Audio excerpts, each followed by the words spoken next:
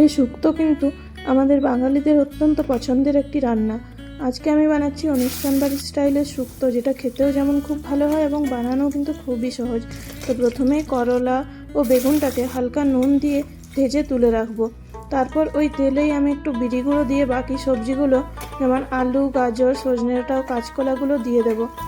তার মধ্যে half teaspoon মতো হলুদ গুঁড়ো ও স্বাদ মতো লবণ দিয়ে নাড়াচাড়া করে যখন দেখবো সবজিগুলো বেশ ভাজা ভাজা হয়ে এসছে, তখন দিয়ে দেবো আদা, জিরে ও কাঁচা লঙ্কা বাটা। মশলাটা ভালো করে মিশিয়ে জল দিয়ে ঢেলে সবজিগুলো সেদ্ধ হতে দেবো। এরপর ঢাকনা খুলে সর্ষে, পোস্ত ও কাজু বাদাম 5টা মতো পেস্ট করে এটার মধ্যে দিতে হবে। এরপর যে ওই বেগুন ও করলাগুলো ভেজে রেখেছিলাম সেটা এর মধ্যে দিয়ে হাফ বাটি মতো দুধ দিয়ে একটু ফুটিয়ে নিয়ে উপর থেকে চেরা কাঁচা লঙ্কা, ঘি, গরম মশলা ও একটু চিনি দিয়ে নামিয়ে নিলেই রেডি আমাদের অনুষ্ঠান বাড়ির স্টাইলের শুক্তো। একবার অবশ্যই বাড়িতে ট্রাই করো এবং জানিও কেমন হয়েছে।